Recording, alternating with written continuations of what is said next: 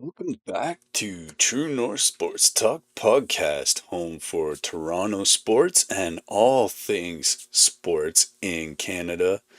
We do talk about everything Canadian and American, don't you worry. But we are looking at the biggest stories for this week in baseball. Now, as usual, when I record these, to my left we have the Blue Jays on the screen, and currently, just waiting for that little scoreboard to pop up. It's coming back from commercial. The Jays are up 2-0 as we speak. It's a wild day in the world of baseball. We sit here and record this episode with one of the biggest stories in all of baseball. It's not a home run, it's not a no-hitter, not a wild trade, but in a bit of shocking news, after a 17-1 victory yesterday, the Boston Red Sox announced that they had dismissed manager Alex Cora and so not just Cora, but 5 other members of his coaching staff on the same night as we mentioned that they blew out the Orioles 17-1.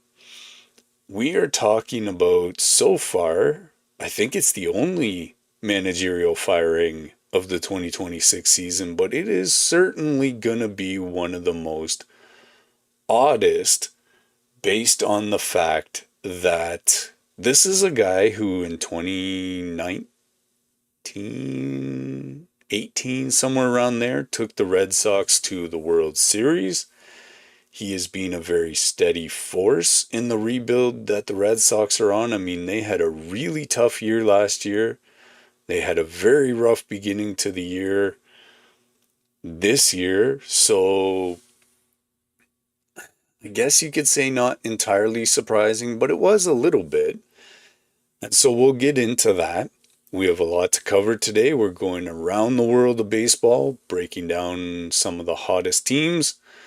There's some teams that are struggling. There's injury headlines to talk about that are shaping the early part of this season, especially with Toronto having as many as 11 players on the injured list. If I'm not wrong, I saw Varsho playing last night, which means there's one less guy on the Blue Jays injured list. We thought we might see George Springer sometime this weekend. I'm not seeing him at the moment. We have a Blue Jays debut today. I don't want to mess up the kid's name. I don't remember it off the top of my head just now. And then we're going to look at the Blue Jays with basically a full injury update.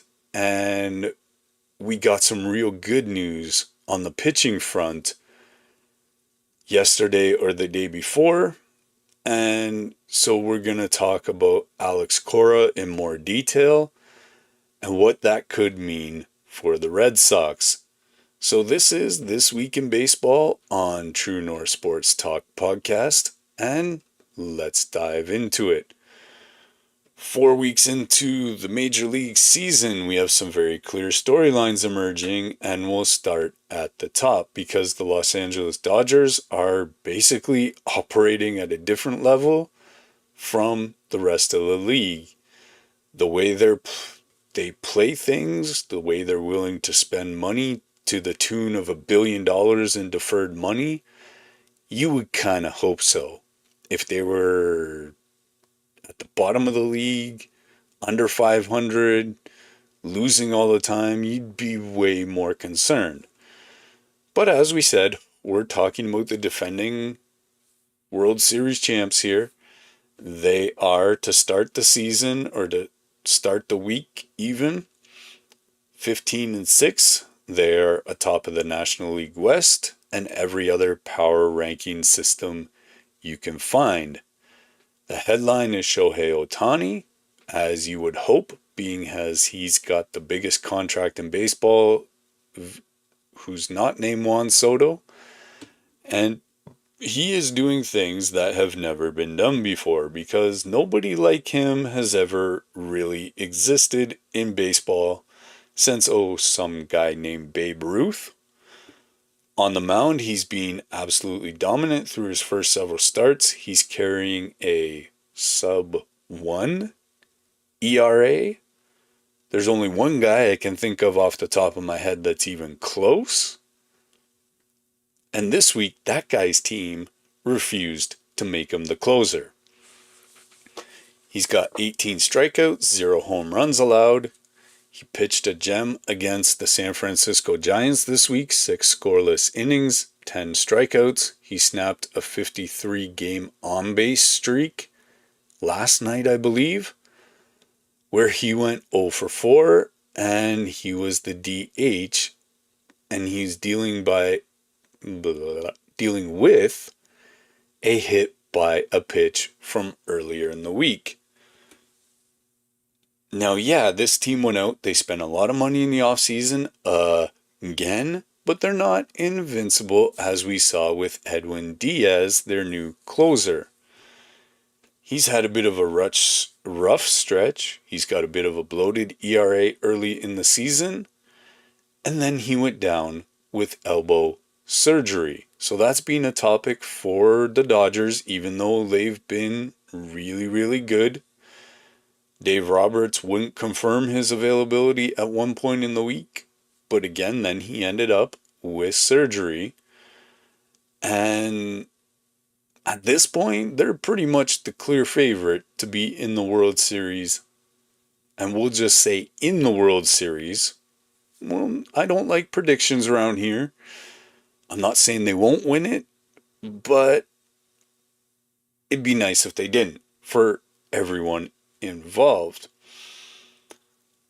So, noting also that Mookie Betts is still missing time with an oblique injury since early April. We'll probably cover that a little bit more once we get to the injuries, but he's trending to be back shortly. So when this lineup is fully healthy and firing on all cylinders, probably the most complete roster in all of baseball. One of the other powerhouses early on in the season, and you could say this is a nice thing to see happen, is after a couple of funky seasons, it seems like the Atlanta Braves are back to being the Atlanta Braves. They are 15-7, playing like the best version of themselves. Austin Riley has a bit more maturity on him. He's come alive after a slow start. Hitting opposite field home runs. For home run hitters, you love to see that because it means they're seeing the ball really well. They're allowing it to get deep in the zone before they're even swinging. Driving in runs in bunches. Matt Olson is being Matt Olson. He leads the Braves in on-base percentage, slugging, and OPS. He leads all Major League first basemen, that includes Vladimir Guerrero Jr., in doubles. Spencer Strider, who missed most of last year with an injury, is just weeks away from making his season debut. So that will be just, they don't have to trade nobody, but they get that much better adding him back to the roster. That's a lot like how the Jays will be in over the next couple of months. It'll be like they're making trades, but they're not. But they are adding elite talent back to their roster. So that's kind of how the Braves are doing with Strider coming back. The Braves currently have the lowest team ERA in all of baseball, ranked at or near the top of the league in home runs. Also, I've said it before, I'll say it again. I don't put a lot of stock in home runs because, say as a team, you have 10,000 at-bats in a year, and as a team you only hit maybe 150 home runs. That's not really that important, as some people like to say, because what do you do for that other 9,850 at-bats, right? So yeah, the home run is great for the crowd and it gets them going and you could score runs in bunches that way. But overall, I don't put a lot of stock in the home run. For the Braves, their late inning tandem of Raciel Iglesias and Robert Suarez is being called one of the most formidable bullpen combos in the game right now. They swept the Phillies in Philadelphia recently to just let the league know, hey, we're back. The New York Yankees are back atop the AL East. They had been dethroned by the Tampa Bay Rays, which going into the season might have surprised some. It did not surprise this host, though, as the fact that I know they're back at Trop. The Rays, even though they had a down year last year, always seem to find a way to bounce back. They seem to find the players they need always. They are 7.5 games ahead, talking to the Yankees here, of last place Boston as of today. And as of Alex Cora's firing, they have an 8-game winning streak that just ended. And then they went back to winning. Aaron Judge has 9 home runs through his first 24 games. That's 1 per every 3 games. And he just turned 34 years old this week. Jose Caballero has been an unexpected hero at the bottom of their batting order. He's homered in back-to-back games, putting together a 3-game multi-hit streak. That's pretty good. Ben Rice, surprisingly, as up till now, he has been a liability on offense, but he's been an early offensive MVP for the Yankees. He leads all qualified hitters in on-base percentage at .476, in slugging at .800 and OPS with a 1.276 and a WRC plus of 246. I didn't mistype that, guys. This guy is on fire, which for him is very unexpected. Now let's talk about something that's a little more expected.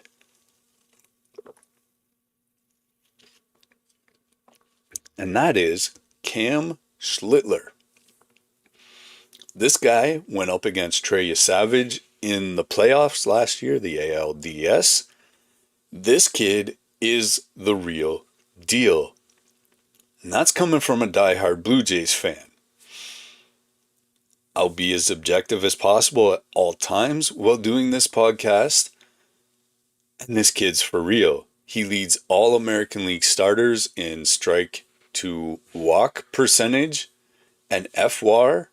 Carlos Rodon is working his way back from injury with a high A rehab start.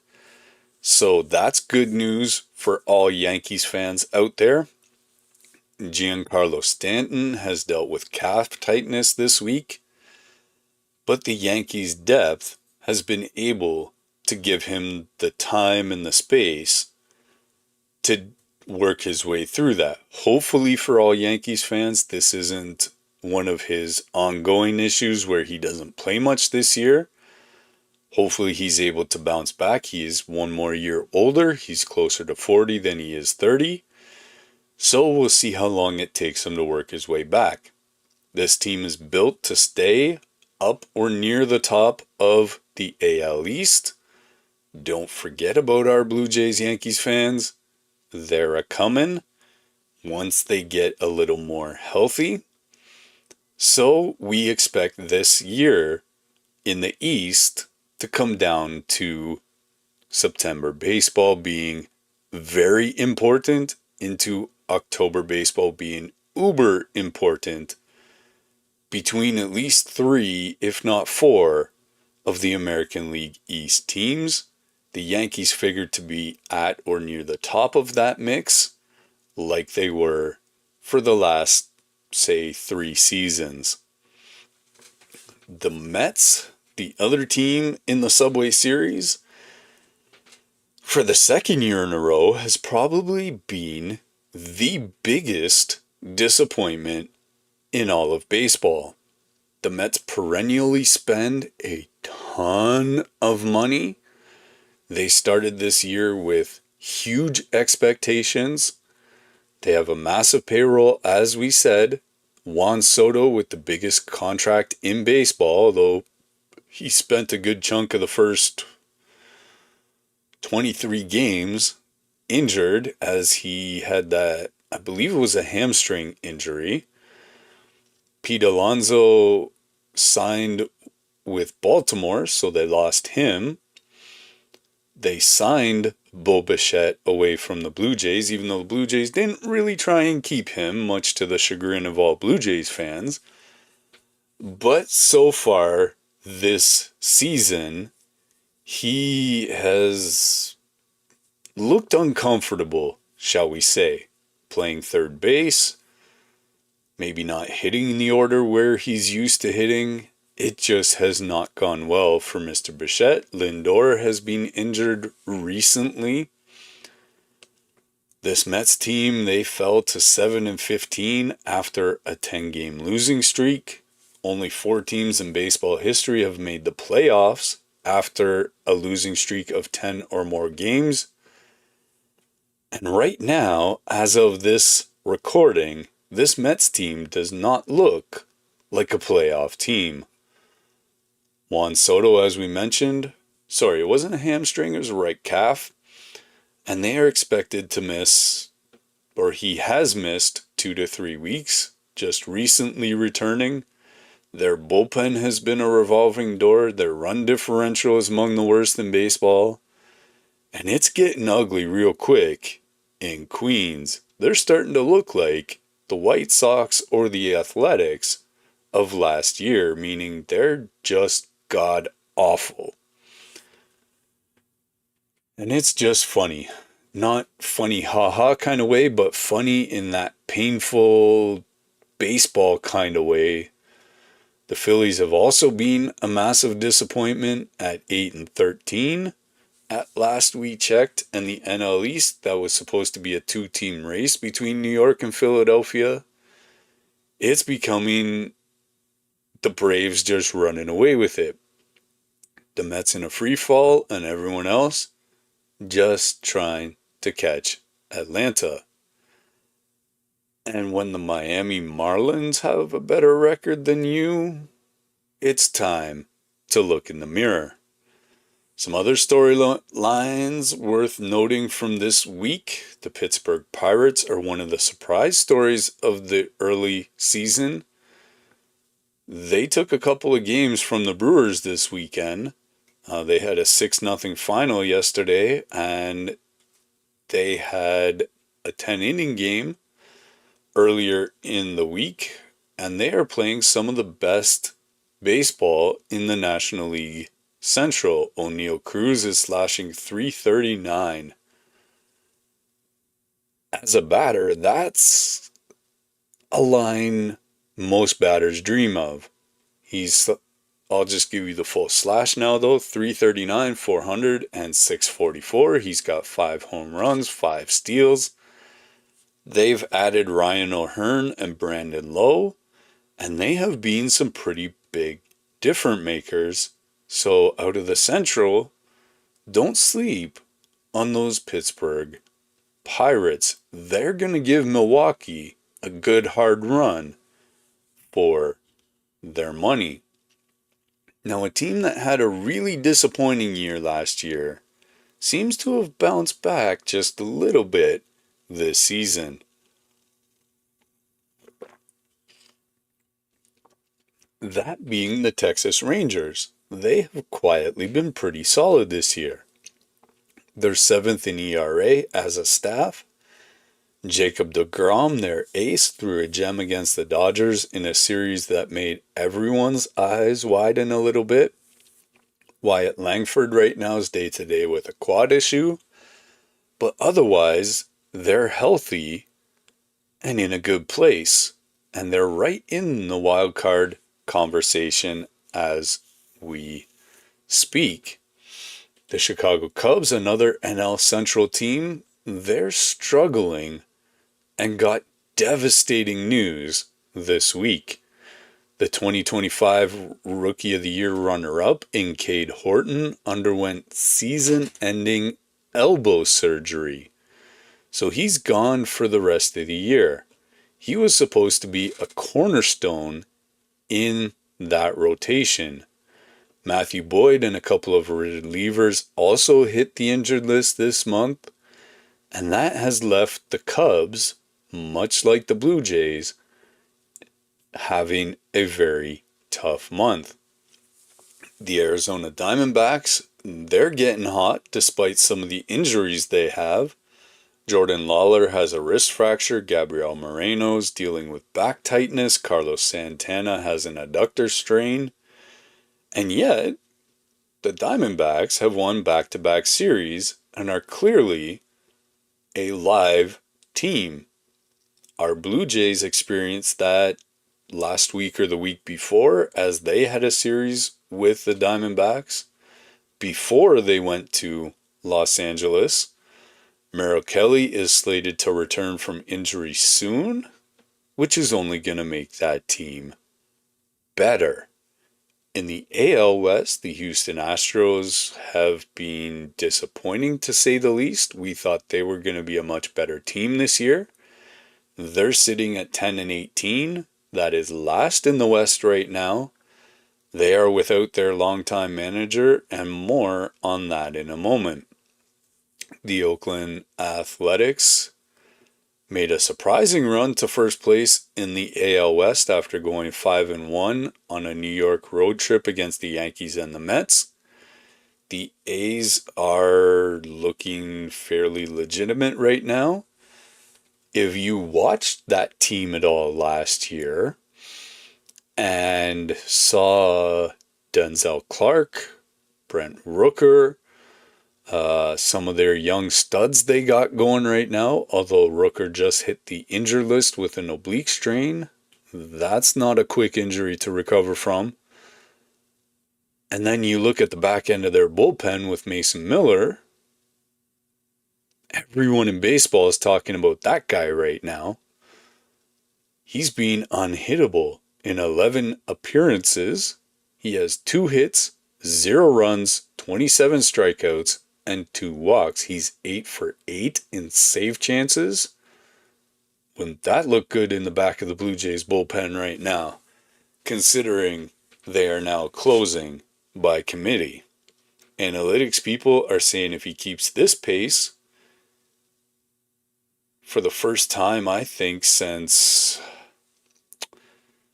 Eric Gagne might be the name, the last bullpen guy to get a Cy Young or Cy Young consideration. But that's just some absurd numbers. All right, so let's talk about our Blue Jays. For the first time in a few episodes, we actually have some genuinely good news to lead with. We've had trouble talking about the Blue Jays recently. They have been struggling mightily, to say the least. But the Blue Jays are back to 10-14. They're still leading 2-0 here to my left. Patrick Corbin is pitching well into the top of the 4th so far. And we found out some good news. On Tuesday, well, before we get to that, the AL East, we are 2.5 games back of the wild card, and the direction is improving. So, Tuesday, the good news. Trey Savage is going to join the rotation. Now, I've said all along that I would prefer he stayed at AAA for the better part of this season. However, with Max Scherzer getting tuned up the other night and just the way this pitching staff is going, Trey hasn't looked like Trey in his rehab starts. He's had some issues defensively behind him where he had unearned runs. But he could and should be a good boost to this rotation. He'll be taking on those Boston Red Sox we talked about a little bit earlier. And that could be a good game to acclimate himself back into a major league game, as that team, not going to say they should sweep, but they should handle fairly well. The reason I say that is if you go by the Cito Gaston philosophy, at least win every series. And by the fact that he's on my screen right now, seems like they're talking about him on the broadcast. Manager John Schneider confirmed this yesterday, saying that Yesavage has checked every box in his rehab. He had a shoulder impingement, is what they called it. And the team is making sure that, and this is the quote, once we hit go, we don't have to hit pause. So he's set to start Tuesday, which means his 2026 debut comes against the team, as we mentioned, that just fired their manager. Baseball is a beautiful and yet at the same time a very strange sport. As we said, Yesavage has been working back from a right shoulder impingement. His rehab numbers were not pretty. He had an 8.59 ERA in 14 and 2/3 minor league innings, but he struck out 22 batters in that stretch. So the stuff is there. The concern was health. We know the talent is there. Anyone who I talk to about Trey Yesavage, I always said, and I will always say to a pitcher returning from injury, I'll say it about Barrios, I'll say it about Bieber, I don't care what the results are, so that 8 whatever ERA, I'm not worried about that. How did he recover after the game? And what did his pitches look like? Did they bite and move and dart the way they're supposed to around the zone? Was there swing and miss there? Now, you could wonder why I don't give that kind of leeway to someone like a Jeff Hoffman when he's not getting the results at the big league level. And Ross Atkins, in his media availability, really talked about whiff rate and certain elite stats that Hoffman had, and really pointed to that with him. And I'm like, I don't buy it, because I've been watching the games and I know the stats are what they are. You can't argue the number itself, but I can tell you what I see with my eyes. And what I saw was a pitcher whose body language didn't add up. He looked defeated a lot on the mound. The way his pitches moved, the ones that were getting hit. And he just wasn't consistent enough in his location. So the numbers being what they are, the eye test tells me he just is not where he needs to be. So this is why I say, throw the numbers out the window, because Jeff Hoffman had great numbers. Trey Yesavage has horrible numbers. But what I want to know is, how's the pitch moving? How's he recovering? Because that's the important stuff in rehab, as opposed to a guy who's been there all through spring training, all the way up to this point of the season. If that had have been Yesavage and he had these numbers, we'd be having the Jeff Hoffman conversation.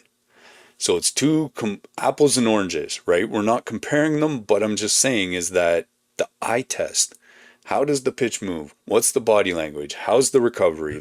Those are the major factors for someone recovering from injury.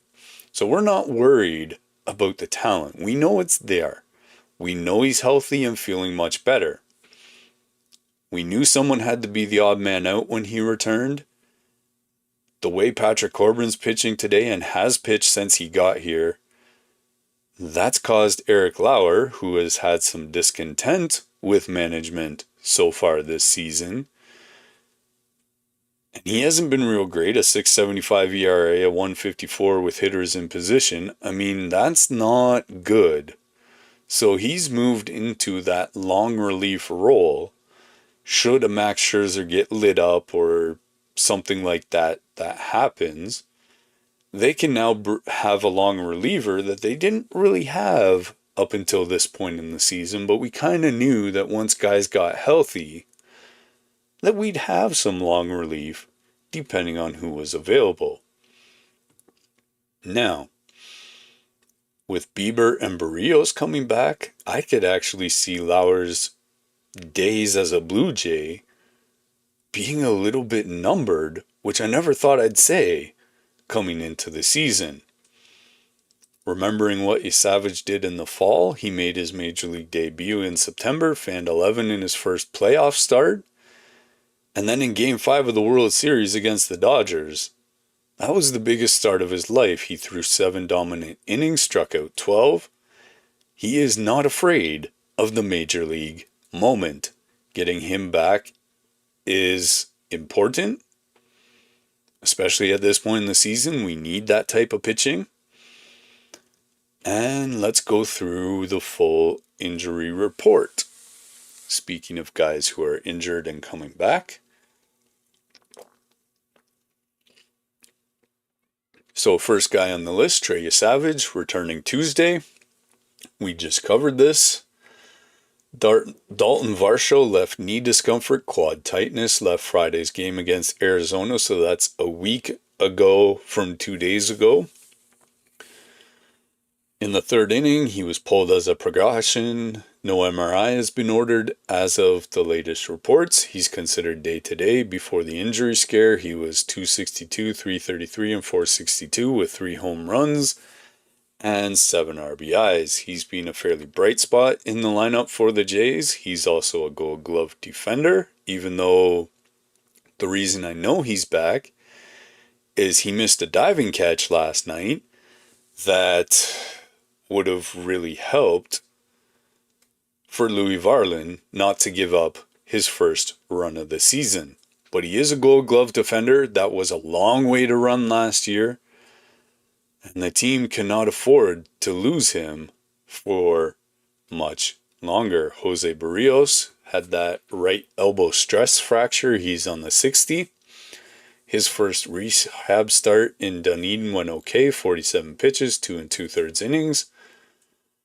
The raw numbers were rough, 5 hits, 5 earned runs, though he did strike out 3. His second rehab start in Dunedin is scheduled for Wednesday, the day this will air. So that will be the day after Savage makes his start. Ross Atkins confirmed his next step. After that will be AAA.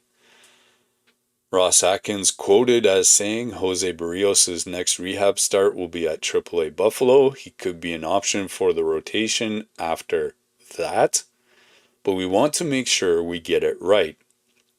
A May return is possible. A June return could be more realistic for him. Either way, Berríos is coming. He's getting very close. If he pitches like he did in spring training, it will be a massive boost to the rotation. Jimmy Garcia. His rehab from elbow surgery.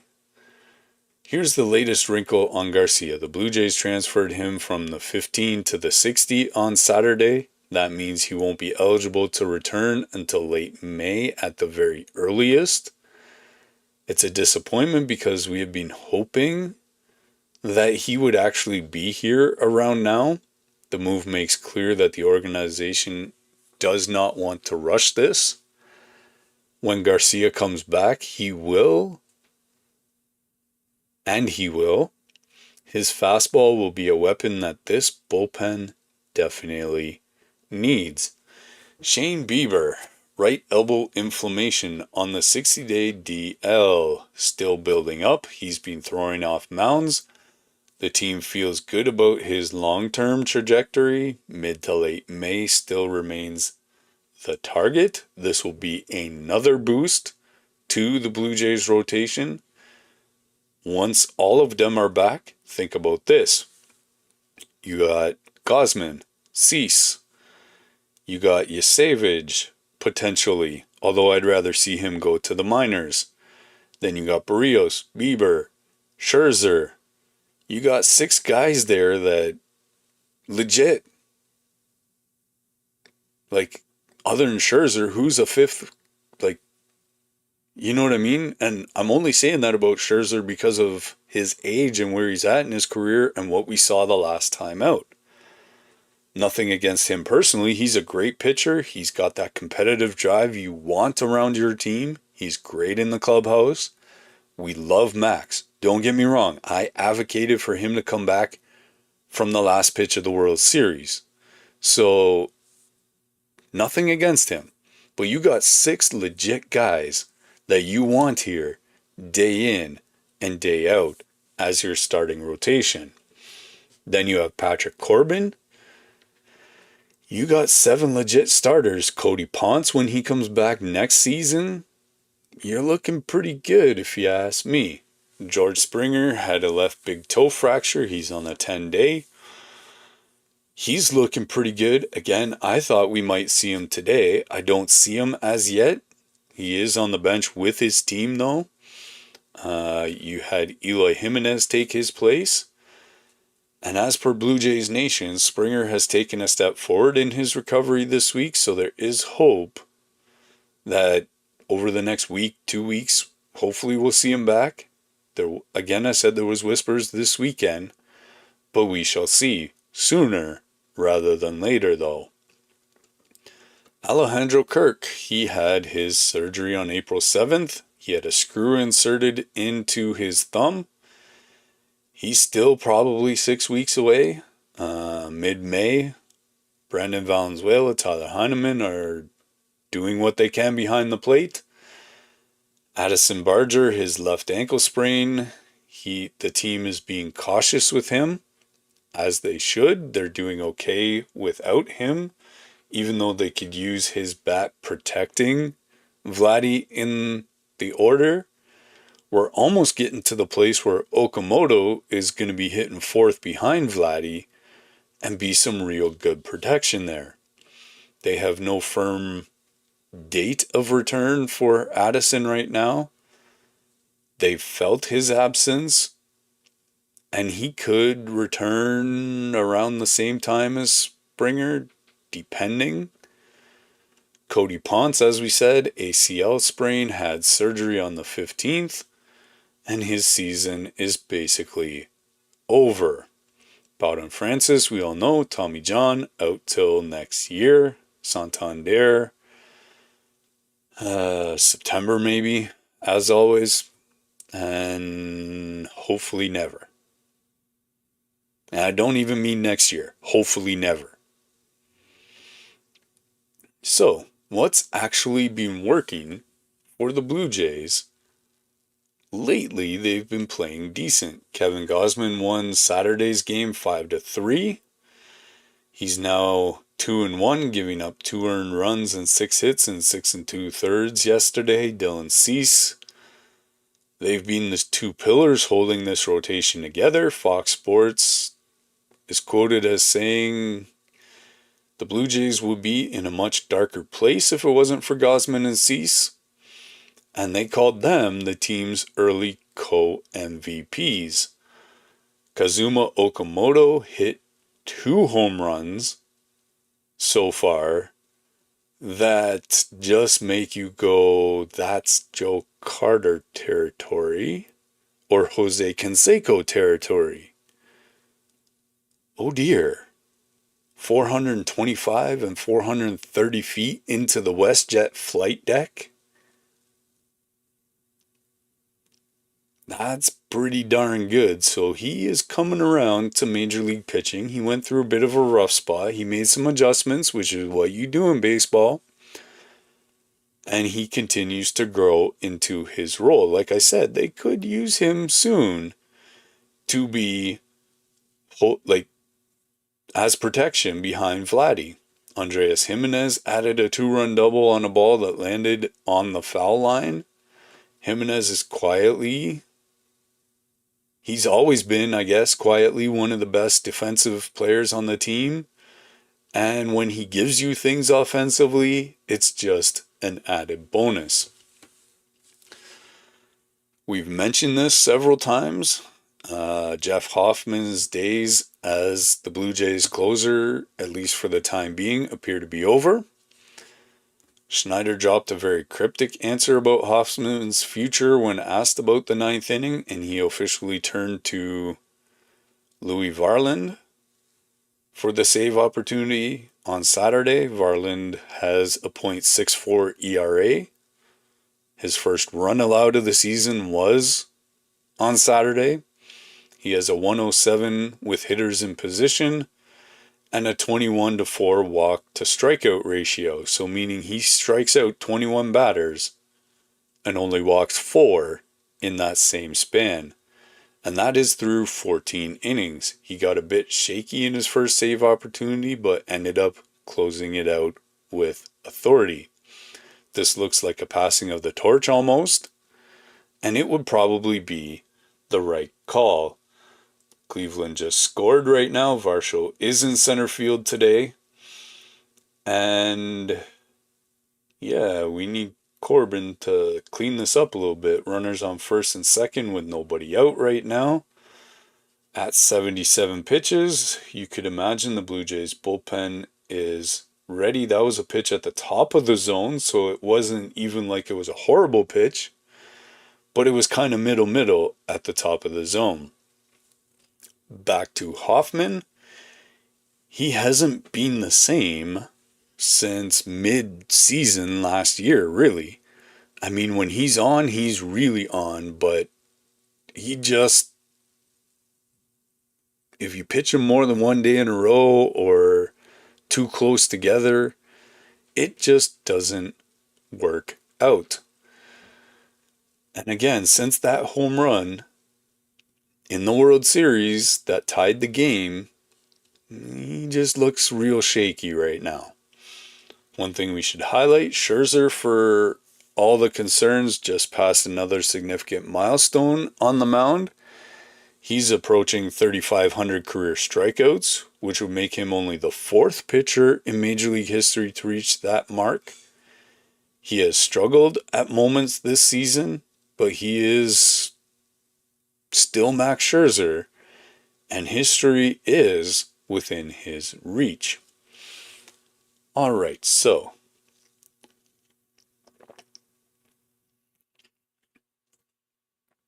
let's talk about Alex Cora.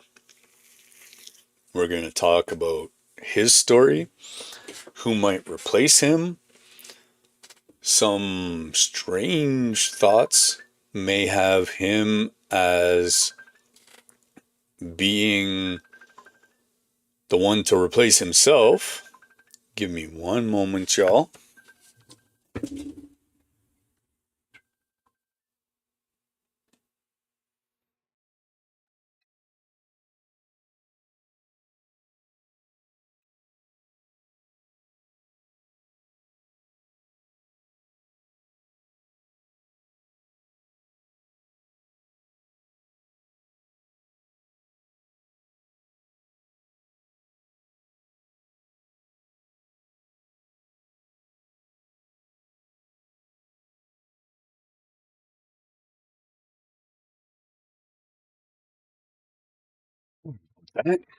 That was not supposed to happen. All right, so Alex Cora. Saturday night, April 25th, 2026, the Boston Red Sox have just completed a 17-1 demolition of the Baltimore Orioles at Camden Yards. Garrett Crochet was magnificent. The offense finally woke up a little bit. It was the most one-sided victory so far of Boston's season. The largest margin of victory in any manager's final game in the modern era. And according to Elias Sports Bureau, and just hours later, the Red Sox fired Alex Cora. The timing was very surprising, stunning, if you will. You beat a team by 16 runs and then you get fired? Think about that a little bit. Cora posted a message on social media around 4 a.m. Sunday morning with one word, and that is happy, with a smiling emoji. And you know what? You kind of have to respect that. He knows what this situation is. He's been here. He's won a World Series. Doesn't have anything left to prove, really. And he's just at peace right now. So, let's set the context. Alright, double play for the Blue Jays, so they're 1 out away from not giving up any more runs. And back to our context. The Red Sox are 10-17, entering the series finale against the Orioles. They're in last place in the American League East, 7.5 games behind the Yankees. They're coming off an 89-win season in 2025 when they made the wild card round. They lost to the Yankees in said wild card round. They spent big in the offseason, adding Sonny Gray, Ranger Suarez, Wilson Contreras, although he's a strange duck that hasn't worked out real well, Caleb Durbin, and multiple relievers. Expectations were legitimate for this club. Instead, they went 2-8 in their first 10 games, and then they went 1-5. Then another rough stretch. The offense, despite all of that talent, has been utterly broken. Boston is tied for last in the MLB in home runs with 18. They ranked 20th in runs scored and 26th in OPS for a team that was supposed to challenge for the AL East. Those numbers are just not acceptable in Boston. We haven't even really talked about Jarren Duran yet. And NBC Sports Boston laid it out clearly. Roman Anthony has struggled. Jarren Duran hasn't been himself. Trevor Story is inconsistent. Marcelo Mayer hasn't fully taken off. Masataka Yoshida is the perennial DH logjam problem that never got resolved. CBS Sports noted that Craig Breslow's run prevention strategy has really backfired on the team.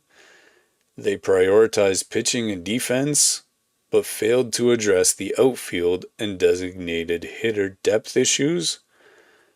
And that forced an awkward rotation of Anthony Duran, Yoshida through those spots with no one getting consistent at bats. So who pays the price? Well, the manager pays the price. That's baseball. Sadly, you can't fire all the players because then who would play? The managers can manage and put all the plans in place and talk till they're blue in the face, but the execution comes down to the players. And as Craig Breslow said at the press conference, we have 135 games ahead of us. By acting today, it gives us almost a full season's worth of run to take advantage of a fresh start. Fair enough. Question is whether firing the manager and 5 of his coaches fixes a problem with the roster construction, which Breslow should kind of take responsibility for himself, seeing how he's the one who gives Cora the players to work with. So, who is Chad Tracy? Well, Tracy is 40 years old, was the manager of the AAA Worcester Red Sox, the Woo Sox, since 2021. This being his 5th year in that role. He was a 3rd-round draft pick of the Texas Rangers in 2006. He played 9 years of professional baseball as a catcher, reaching as high as AAA, but never making the big leagues. Sounds a little bit like John Schneider. He posted 159 home runs and 706 RBIs in the minors. He had a genuinely solid career just below the highest level. He went on to manage Low A Burlington, High A Inland Empire in the Angels organizations before the Red Sox brought him in. His father is Jim Tracy, who managed the Dodgers, the Pirates, the Rockies for 11 seasons and has 775 career managerial wins. So baseball is literally in Chad Tracy's blood. Breslow's reasoning for naming him interim was clear. Tracy has managed most of the current Boston roster through Worcester. He knows Roman Anthony, Marcelo Mayer, even Jarren Duran. He knows this young core because he has built relationships with these players. He's demonstrated an ability to get the most out of this group. And I think equally important is his ability to build relationships with the veteran guys and earn trust and respect. That's a quote from Craig Breslow. One notable detail, Tracy was leaving midway through a Woo Sox game when he got the call. He has 499 wins as a professional manager. His first win as a Red Sox interim manager will be career win number 500. If that's not a story, I don't know what is. Boy, tied 2-2 with 2 out and the bases loaded. Braden Fisher on the mound getting a visit from Pete Walker. He is not an interim with a keep seat warm mandate. Breslow specifically said when asked about a permanent hire, it could also be that Chad is exactly what we're looking for. The door is wide open for Tracy to make this job his own, and that's smart. As if the team responds, starts winning, if Tracy brings in guys that are able to talk to these guys and get them going, maybe you have found your guy. The firings beyond Cora, because Cora wasn't alone. 5 coaches were also dismissed, hitting coach Peter Fatz, bench coach Ramon Vasquez, third base coach Kyle Hudson, assistant hitting coach Dylan Lawson, and Major League Hitting strategy coach Joe Cronin. A guy I might have tabbed as the next manager, Jason Varitek. And yes, it is that Jason Varitek who was captain Red Sox for 20 years. He won World Series at least twice, maybe 3 times as a player. He was the game planning and run prevention coach, and he has been reassigned to a new role within the organization. Those details are pending. Ooh, that's a failed challenge. Let me guess. Yep, Valenzuela. Details are pending. There were conflicting reports about whether Varitek will actually accept the new role, which is an intriguing subplot if you're a Red Sox fan. Double-A Portland manager Chad Epperson steps in as interim third base coach. Worcester hitting coach Colin Hetzler joins the big league hitting staff. Cora's legacy and what it means. Well, to be honest about this, Alex Cora is one of the best managers in this generation, you could argue. He won 108 games in his first year as a big league manager in 2018. He won a World Series, and he was .620 and .541 in 7.5 seasons with Boston. Yes, he was suspended and let go for the sign-stealing scandal and then rehired, but when he came back in 2021, he got Boston to the ALCS. He managed under constrained budgets for years. When Chaim Bloom was dismantling the roster, he survived last place finishes, and last year he got the team to the wild card at least.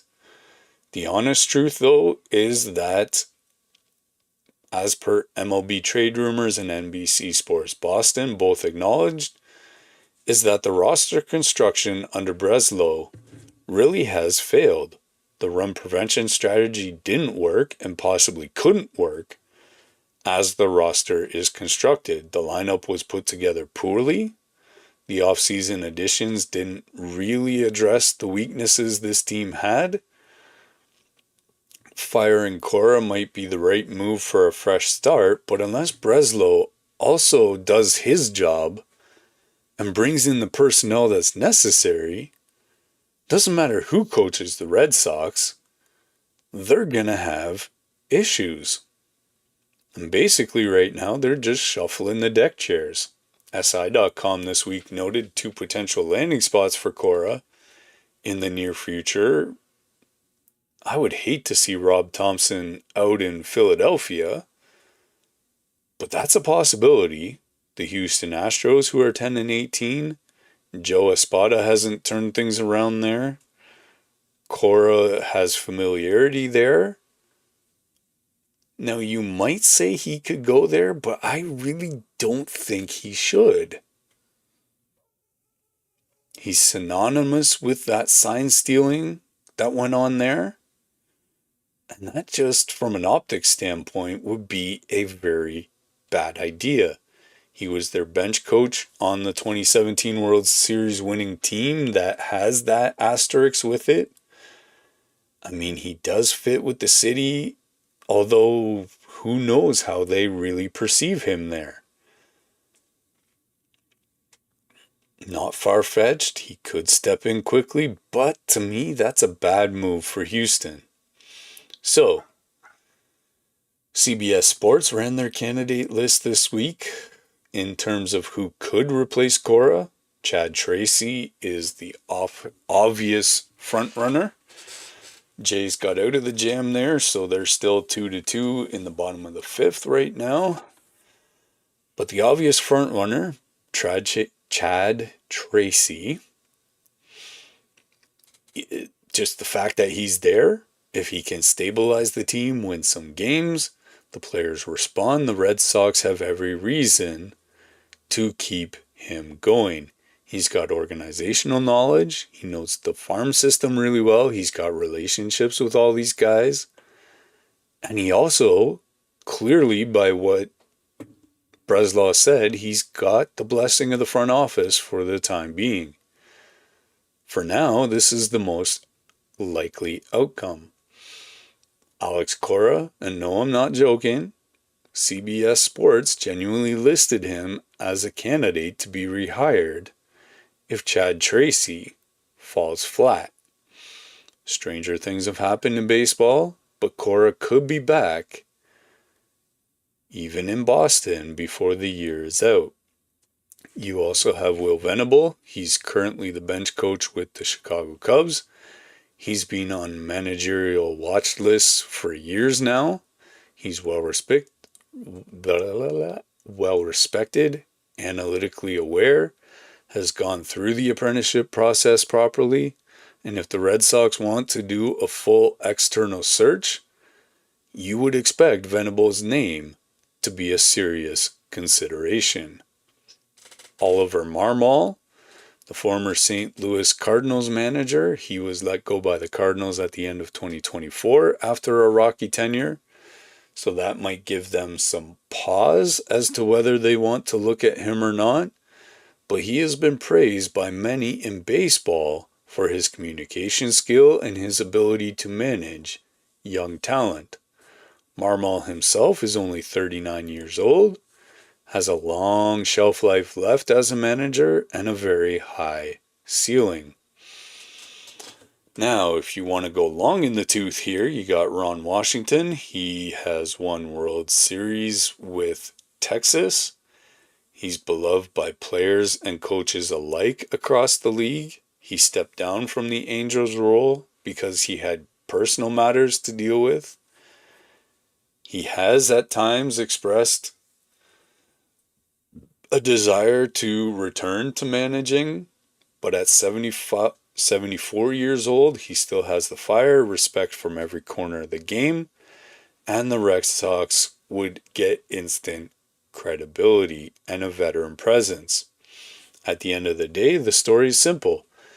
This is a talent and roster construction problem more than a manager problem. Whoever sits in that dugout, whether Tracy, Cora, Venable, anyone you might name, the Red Sox need Roman Anthony to wake up, Marcelo Mayer to take the next step, and the hitting staff to find an approach that works for the players there. And it just has to be unlocked. Oh, just saw both teams lose a challenge just now. All right, so injury roundup from around the league. Let's do a quick lap and see what's happening. We mentioned Mookie Betts and the Dodgers with an oblique injury. He's getting closer to a return. The Dodgers have been managing him carefully, but when he's back at full health, that makes them so much more better. Juan Soto, right calf strain, he has just now returned. It was very bad timing, and he, so far, when he's healthy, been worth every penny. Carlos Rodon has returned to the mound this week in High A with a rehab start. He should be back probably June-ish. And that just makes Garrett Cole, Cam Schlittler, the Yankees rotation become that much better. We mentioned Giancarlo Stanton with his left calf tightness. He's day-to-day, so he could be back at any point at 36. They just want to keep him healthy for October. We mentioned Spencer Strider with the Braves. He'll be back. Let's see. He's about 2 weeks away, and he'll be making his debut mid-May, I guess, is what that works out to. The Braves are already playing well without him. That's just going to make them that much better. Zach Gallen of the Diamondbacks, he left Saturday's game in Mexico City during the MLB World Tour with a right shoulder contusion. He got hit with a comebacker, so that's going to smart. The Diamondbacks are monitoring him closely, so he's day-to-day, because however his body responds to that.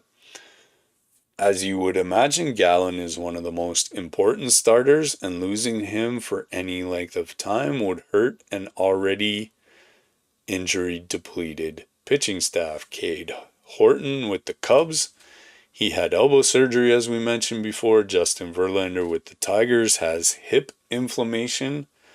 He's been out since his first start back in Detroit, expected back soon. He's 43 years old, so that's causing some big questions. It also will take him longer to get back. You have Brent Rooker with the Oakland Athletics. He has an oblique strain, as we said. They've been looking a lot better this year, but that injury is not one that responds quickly sometimes, so we'll see how he does. He's young, so that will work in his favor. Alright, y'all, that's a wrap for today's episode. This week in baseball, here at True North Sports Talk Podcast, we covered the full slate of MLB through 4 weeks. The Dodgers flying high, the Braves just behind them, the Yankees atop of the AL East, the Mets, the Blue Jays. We talked Boston and what they have done. This was a loaded episode, and there's so much more to go. We got 135 games left. For all you Blue Jay fans out there, help is on the horizon as guys are getting healthier the farther we go here. Alright, y'all.